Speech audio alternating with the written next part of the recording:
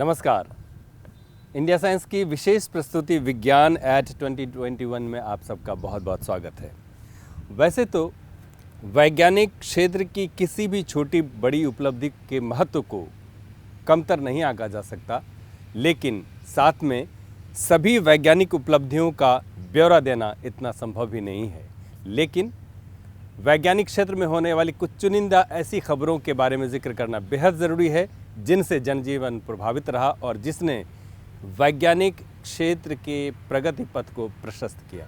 तो आइए शुरुआत करते हैं 2021 की सबसे बड़ी स्वास्थ्य चुनौती और उसके वैज्ञानिक समाधान से। कोरोना काल में रोज़मर्रा की ज़िंदगी जैसे थम सी गई। वर्ष 2021 की शुरुआत में ही वैज्ञानिकों ने स्वदेशी कोरोना वैक्सीन का अनमोल तोहफा देकर आत्मनिर्भर भारत का अनुपम परिचय दिया।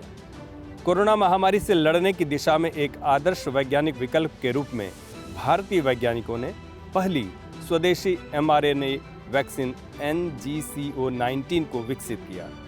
भारत ने दुनिया की पहली DNA आधारित कोविड वैक्सीन ज़ाइकोव-डी भी तैयार कर ली, जिसे अहमदाबाद स्थित फार्मास्यूटिकल प्रमुख कंपनी ज़ायडस कैडिला द्वारा विकसित किया गया। भारतीय वैज्ञानिकों ने कोरोना वायरस के मुकाबले के लिए पहली नेजल वैक्सीन BBV154 भी विकसित की, जिसका निर्माण भारत बायोटेक द्वारा किया गया। भारतीय वैज्ञानिकों के सामूहिक प्रयास से कोविशील्ड, कोवैक्सीन, स्पुतनिक के बाद कोविड की चौथी वैक्सीन ज़ाइकोव-डी भी उपलब्ध हो पाई। विश्व की यह पहली वैक्सीन है जो निडल रहित है, यानी इंजेक्शन के जरिए नहीं बल्कि जेट एप्लीकेटर के जरिए वैक्सीन मांसपेशियों में लगाई जाएगी, जिससे किसी प्रकार के दर्द का एहसास नहीं होगा। कोरोना टीका विकसित करना जहां एक तरफ भारत के वैज्ञानिकों की अपार क्षमता का परिचायक है, वहीं विश्व का सबसे बड़ा टीकाकरण अभियान विश्व पटल पर एक नए आत्मनिर्भर भारत के उदय का द्योतक भी है। स्वास्थ्य जगत में इस साल दुनिया की पहली मलेरिया वैक्सीन की खोज भी बेहद चर्चा में है। मलेरिया की वैक्सीन मस्किरिक्स को विश्व स्वास्थ्य संगठन ने मान्यता दी है। उम्मीद है मलेरिया की इस वैक्सीन से हम मलेरिया को विश्व से निर्मूल करने में सक्षम हो पाएंगे। कोरोना की मार ने लगभग सभी क्षेत्रों को प्रभावित किया, जिससे स्पेस रिसर्च यानी कि अंतरिक्ष अनुसंधान भी अछूता नहीं रहा। लेकिन हमारे वैज्ञानिकों ने लगातार शोध जारी रखते हुए कई उपलब्धियां हासिल की। इसरो की अहमदाबाद स्थित भौतिक अनुसंधान प्रयोगशाला के वैज्ञानिकों ने सौर मंडल के बाहर तारे की परिक्रमा करने वाले बृहस्पति से भी बड़े एक ग्रह की खोज की है। इसरो वैज्ञानिकों के मुताबिक सौर मंडल के बाहर 725 प्रकाश वर्ष दूर स्थित इस ग्रह का द्रव्यमान बृहस्पति ग्रह का 1.4 गुना है। तारे को HD 82139 नाम से जाना जाता है, इसलिए ग्रह को TOI 1789b या HD 82139b नाम से जाना जाएगा। खोजा गया ग्रह केवल 3.2 दिनों में मेजबान तारे की परिक्रमा कर लेता है। इस प्रकार इसे 0.05 AU की दूरी पर तारे के बहुत करीब रखता है। इस ग्रह की फूली हुई त्रिज्या इसे अभी तक खोजे गए सबसे कम घनत्व वाले ग्रहों में से एक बनाती है। ये तारा ग्रह प्रणाली काफी अनोखी है, जिसकी खोज करने वाली टीम का नेतृत्व प्रोफेसर अभिजीत चक्रवर्ती ने किया है। फिलहाल 2018 के बाद इस वर्ष 2021 में भारतीय वैज्ञानिकों ने किसी एक्सोप्लैनेट की खोज की है।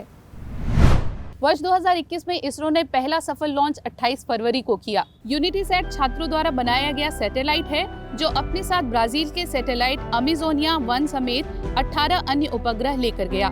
Amazonia 1 national institute for space research का ऑप्टिकल अर्थ ऑब्जर्वेशनल सैटेलाइट है, जो अमेजोन क्षेत्र में जंगलों की कटाई की मॉनिटरिंग करने और ब्राजील जमीन पर कृषि का विश्लेषण करने के लिए जरूरी डेटा मुहैया कराएगा। PSLV की 53वीं उड़ान थी, जिसकी सफलतापूर्वक लॉन्च के बाद भारत ने अब तक 34 देशों के 342 सैटेलाइट लॉन्च कर दिए हैं। पर्यावरण और जलवायु परिवर्तन के हिसाब से साल 2021 भारत के लिए बहुत ही अहम रहा। इस साल संयुक्त राष्ट्र संघ की जलवायु परिवर्तन वार्ता COP26 में भारत ने एक ऐतिहासिक घोषणा की। इस घोषणा के मुताबिक साल 2070 तक भारत शून्य उत्सर्जन का लक्ष्य हासिल कर लेगा। इस लक्ष्य को हासिल करने के लिए भारत 2030 तक अपनी ऊर्जा जरूरतों का 50% अक्षय ऊर्जा से प्राप्त करेगा। भारत अब से 2030 के बीच अनुमानित कार्बन उत्सर्जन में 1 अरब टन की कटौती करेगा।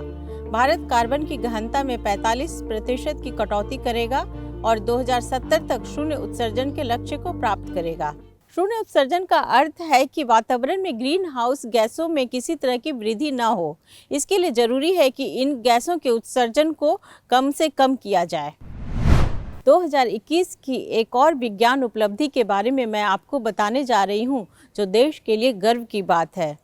कोलकाता स्थित भारतीय सांख्यिकी संस्थान की प्रोफेसर नीना गुप्ता ने रामानुजन पुरस्कार जीतकर भारत का नाम रोशन किया है। नीना गुप्ता यह पुरस्कार जीतने वाली तीसरी महिला हैं। एफाइन संयुक्त बीजगणितीय ज्यामिति और क्रम विनिमय बीजगणित में उत्कृष्ट कार्य के लिए उन्हें यह पुरस्कार दिया गया है।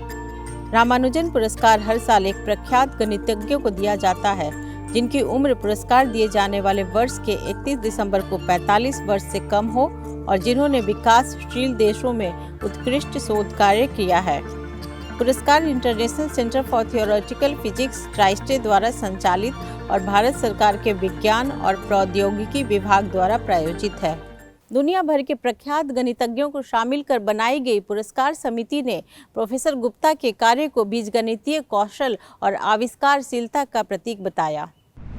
वैक्सीन को दूर दराज के इलाकों तक पहुंचाने के क्षेत्र में साल 2021 में भारत ने एक बड़ी कामयाबी हासिल की। सिर्फ भारत ही नहीं, बल्कि समूचे दक्षिण एशिया में पहली बार कोविड-19 वैक्सीन की डिलीवरी के लिए मेक इन इंडिया ड्रोन का इस्तेमाल किया गया। मणिपुर के बिष्णुपुर जिला अस्पताल से लोकतक झील करंग द्वीप तक वैक्सीन पहुंचाने के लिए ड्रोन ने 15 किलोमीटर की दूरी तय की, जिसमें 12 से 15 मिनट का समय लगा, जबकि इन दोनों स्थानों के बीच वास्तविक सड़क दूरी 26 किलोमीटर है।